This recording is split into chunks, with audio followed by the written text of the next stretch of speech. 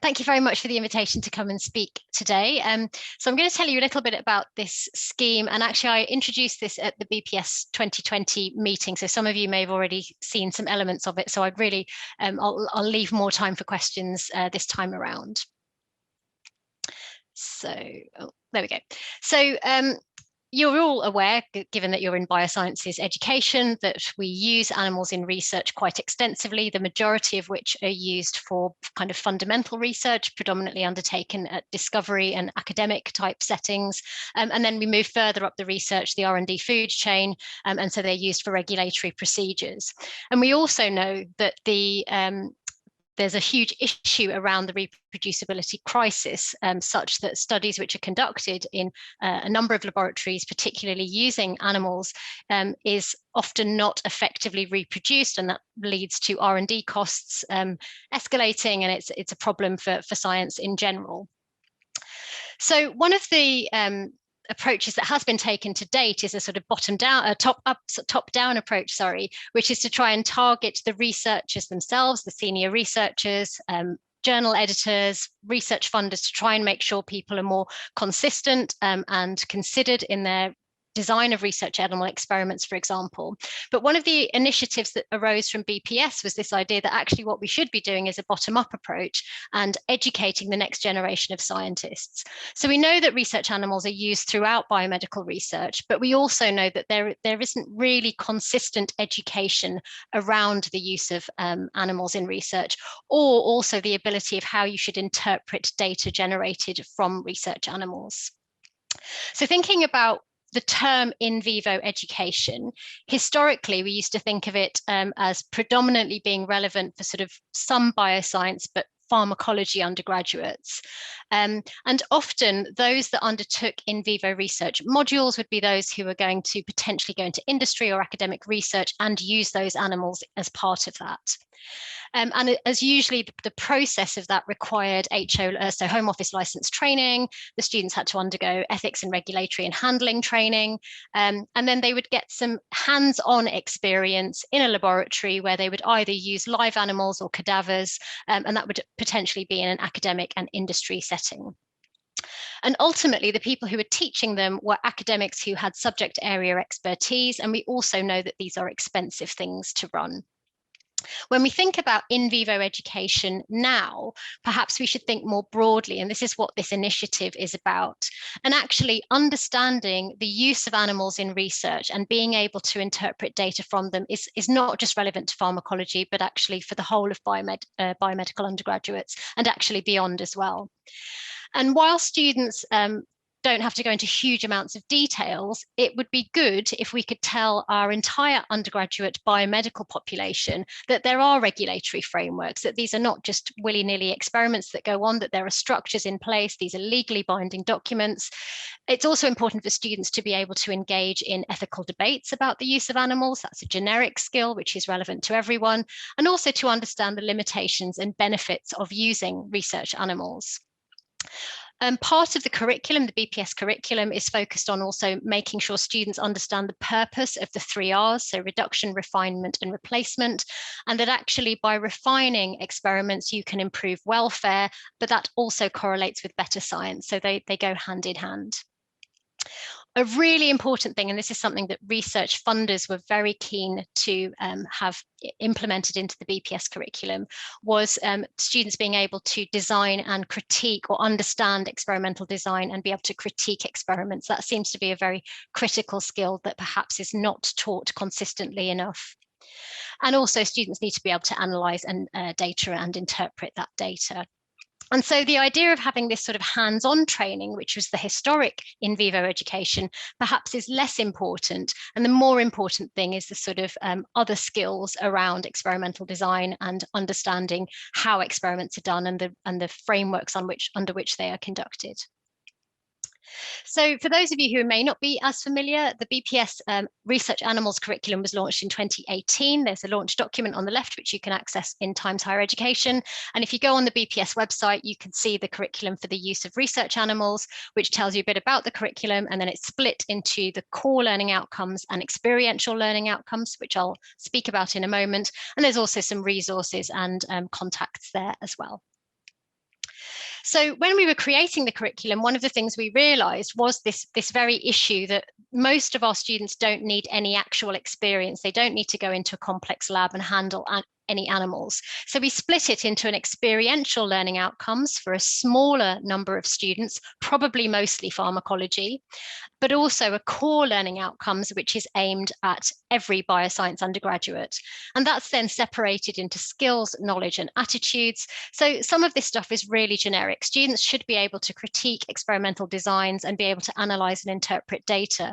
But when it comes to research animals, we know that there are so many variables and confounders that experimental design is a bit more complicated than perhaps something that's conducted in vitro. So it's just about those extra skills and extra knowledge around what's special and unique about using live animals. And then there's other elements, so knowledge such as ethical review structures, regulatory frameworks, which is on the top left, and then attitudes, things like respectful and considerate attitudes, commitment to apply the 3 Rs, and so on. And then when it comes to the experiential bit, that's more about things like animal handling, setting exclusion criteria, formulation and routes of administration. And that will be very much dependent on the university in which it's taught and the skills that are available locally. So ultimately, the idea for the BPS curriculum is that it's aspirational for all bioscience undergraduates in the UK and beyond. And it's likely that some of these are already being taught within programs. So this isn't something where the BPS wants this entire curriculum to be newly embedded into existing curricula. It's about putting in bits of this information already within existing teaching.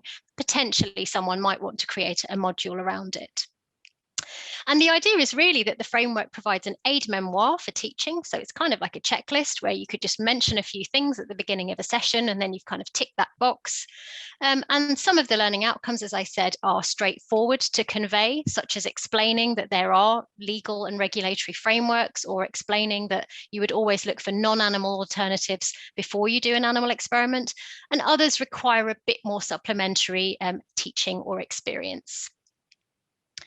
So we know that this is very challenging for educators because A, we don't have very much time, and we've already got very busy timetables. And also many academics have limited direct experience of research in this area. And this is definitely a topic where if you did it as a PhD student and a postdoc, it's so much easier to teach it. The other point is for those that want to do some sort of hands-on stuff, not everybody has access to the lab infrastructure. And so again, how do we get around that for universities who want to give their students some experiential experience?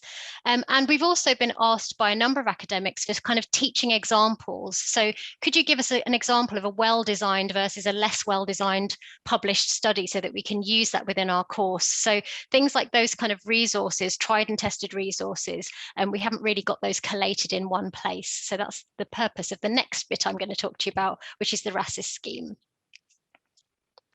So the RASES scheme is essentially trying to disseminate and deliver this set of learning outcomes to as many universities as we can reach. And the really key challenge for us has been getting beyond the classical BPS network and trying to get to those universities who we haven't really previously engaged with. And so the idea is to implement the learning outcomes to any educator who teaches on a course that analyzes literature or data generated from studies involving research animals. It's also a support network for educators who have less experience in this, and it's going to provide some sort of mentorship for those educators. And also the aim is to invest in educator experts and protect the UK knowledge in the delivery of both the core and experiential learning outcomes. So this is what we're currently doing in terms of disseminating these learning outcomes or the curriculum. So we have some off-the-shelf teaching resources which you can find on the BPS website, and I can give you some examples in a moment. We've also got this idea of educator mentoring, and we've already started that process where some expert educators who've been teaching these topics for a number of years are now speaking to less experienced or other educators outside our usual networks. there's also this idea of developing new teaching resources, because it might be a good idea to start from scratch, bring our heads together and create something bespoke which can be used more widely and also future-proofed. And I'll show you one example in a moment.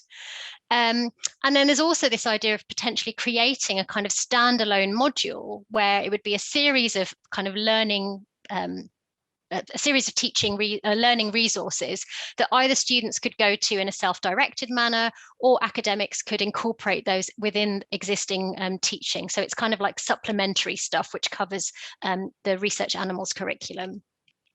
And there's also this idea that we want to be able to share resources and experience. So the idea of having national boot camps for educators and students.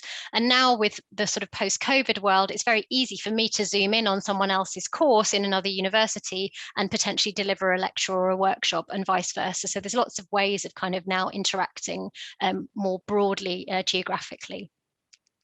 And that's the online lectures there. So this is what it looks like at the moment. We've got 7 experts, which are shown by the blue little symbols. And then we've contacted so far 19 different universities who've expressed an interest in receiving some sort of mentorship or creating some collaborative teaching, or potentially getting these experts to contribute to some existing teaching on the course. And what we want to do is widen this network, and that's kind of hopefully a discussion we can have today about whether other people want to become involved as part of this network.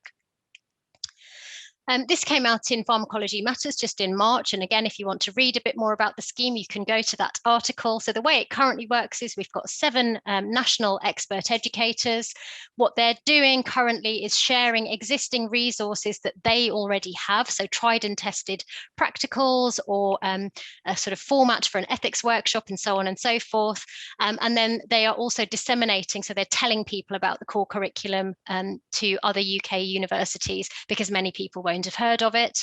And then as part of that, they're going to identify things like resource gaps. They're going to potentially contribute to the creation of new material, but they're also contributing to direct teaching within universities. So they're supporting educators and they're giving workshops and so on. And what this aims to be is to not just have these 7 people as the core of it, but actually to expand that network of educators. So as we learn and experience and speak to other educators, we then bring them into the fold, and they become new members of the RASES scheme, and then they go off and kind of share the knowledge and continue this. So it's very much an iterative process that's planning to bring in new members as the years go by. And this is an example, as a result of talking to various academics, of something that could be a standalone, and is a standalone teaching resource, which could be used in different ways. So this is a short video of about 4 and a bit minutes, which talks about why it's so important to blind animal experiments. So it takes you through all of the ways in which you blind, why it's important, how bias can be introduced. And so this could just be a standalone video, which you could show first years, and that's it. Or you could, in addition, give students some multiple choice questions, which have been built into a little package with this video. And there's also a literature review task if you wanted to kind of up that to kind of level 6, level 7. So the idea is to create these sort of off-the-shelf, pick and mix teaching resources that academics can use in whichever way they see fit. So just to summarize, the in vivo education that we've traditionally thought about extends beyond hands-on pharmacology classes, and it's actually this wider knowledge of what does the data mean, what's a well-conducted experiment, how should I interpret that, is that something I should use, is that something I should ignore? It's relevant for any bioscience undergraduate, and one of the points I made at Pharmacology 20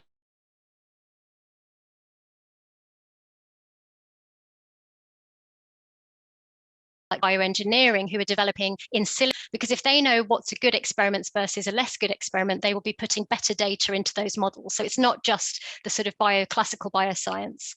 So it's relevant for any undergraduate who might use research animals or data generated from them. The idea is that it's going to improve the scientific training for the next generation of scientists, and it will ensure that key concepts are covered in a more consistent manner. So we hope there'll be a sort of baseline where everyone roughly gets the same level of knowledge at a national level. And we recognise that academic time is limited, so we're trying to identify ways to support colleagues and identify innovative ways to teach and assess our students without overburdening them or academic colleagues. So I'll leave it there and just show you the people who've been involved in creating the learning outcomes, the people who've involved in the RASES scheme, the development of the blinding resources, and on the right-hand side, you've got the current educator experts. And I'll leave it there.